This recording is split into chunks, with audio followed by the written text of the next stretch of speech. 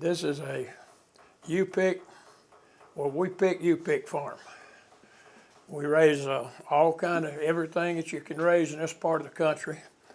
And we do a lot of U-pick. We got people that comes from miles away to come in here and U-pick on peaches and apples and Asian pears and regular pears and Japanese persimmons and all kind of peaches and all kind of plums, blackberries, blueberries, raspberries, and then that's all in the fruit line. We even got quince. We got jujubes. People that we got a lot of Asian people coming here buys jujubes and buys quinces and buys Japanese persimmons, and we, like I said, if it'll grow in this part of the country, we grow it. And then of course we got just planted 30,000 strawberry plants down yonder, and those strawberry plants start coming in last of March, 1st April. And in fact, we went there and killed the grass in them today, where they start growing. If they start fertilizing them, they'll kick in. Of course, we grow okra and corn and beans and peas and rattlesnake beans and pink eye purple hull peas and squash and cucumbers and winter squash and field corn and tomatoes. Of course, we raise a lot of tomatoes and okra and just about anything that'll grow in this part of the country. We have people come from over in Georgia. We got people comes in from Atlanta, Georgia to pick strawberries. We got people come from Jasper and Sylacauga and Montgomery and Birmingham, and Columbus, Georgia, and Heflin, and over in all in the edge of east. Yeah, that'd be West Georgia. We got a lot of people coming over here from West Georgia, over Bremen and Bowden and back in that area. So, and we had to enlarge our parking area last year during the blueberry and blackberry and strawberry season. We just didn't have enough parking room. And one of the things that we really get a lot of fun out of is and mostly a lot of this is grandparents. A lot of us were parents too, grandparents also.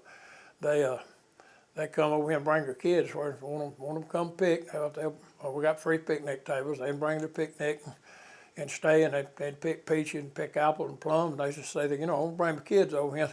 They think this stuff comes out of the back grocery stores. We want them to know, that somebody's working somewhere to make something to eat with. So, wasn't plus farmers, y'all starved to death.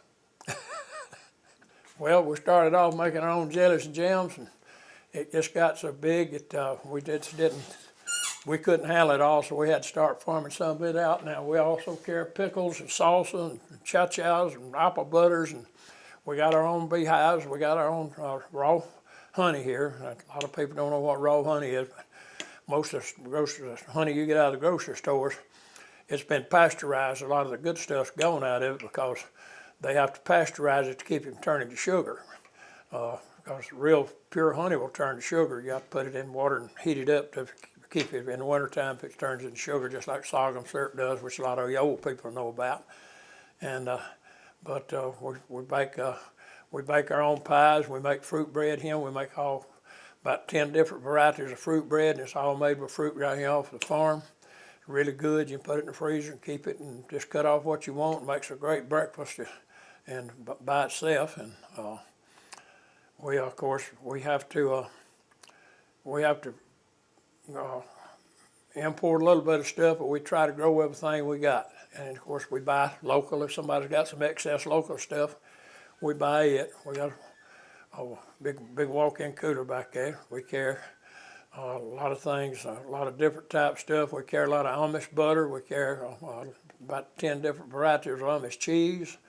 We carry elderberry syrup, elderberry jellies, which is people ought to take. It's supposed to be good for if you got something wrong with you. We bake about 400 pies a week when we're in season. We just can't keep enough. We got people come to buy them 24 at a time, takes them home, puts them in the freezer, because you can take them out and get them in the freezer. Now, if you buy them, put them in the freezer, and you want to get them out and eat them, you take them, put them in the oven about 350 degrees and heat them up. You'll think they just come out of our kitchen.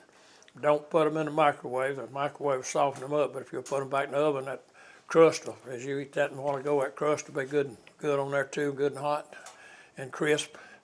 Of course, once we get into the season, we got watermelon, cantaloupes, we got everything that you want. You can come here and buy. And I got a lot of people comes over here. Once we get in our season, they'll come over here every week or every 2 weeks, buy, stock up. You know, they'll buy $100, $150, $200 worth of stuff. And the jellies and jams and all, and fresh stuff, you know, and beans, peas, okra, squash, and tomatoes too. Of course, we've got some tunnel houses out there, and normally we have okra and some beans and tomatoes and all before anybody else does, because we grow those in tunnel houses you see out yonder, which they've actually grown in the ground, and they're just like normal stuff come out of the field. Only thing is we got tunnel houses over top of them, we got heat in there, so we can plant them a lot earlier and get stuff come out quicker. We got the Japanese persimmons. You don't believe how many of them Japanese persimmons we sell, and the trees too. Right now we've got 6,000 trees out there, and we're selling $1,000, $2,000 worth of trees a day. Just in trees out there, we bring in about 6,000, 7,000 trees, all kinds of shrubbery, flowering trees, shade trees, berry bushes, any kind of fruit trees we carry. Like 20 different varieties, 20, 25 different varieties, apples, 20, 25 of peaches and pears and plums. We got all kind of varieties in them. So if folks comes over here wanting whatever kind of plum he wants, we got it, or pear, or peach, or apple. Farming is work. You got to, you get up, you got a list to work on today.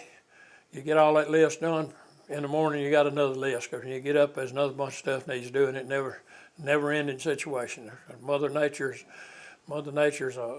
she's a booger. That ain't what I used to call her. She's a booger. She's always working against you. When you need the rain, you got. When you need rain, you don't get it. When you don't need rain, you get it. When you need to spray, the wind is blowing, and when you don't need no frost, you got frost. And when you need warm weather, it turns cold. When you need cold weather, it's hot. So that's the way it goes with us.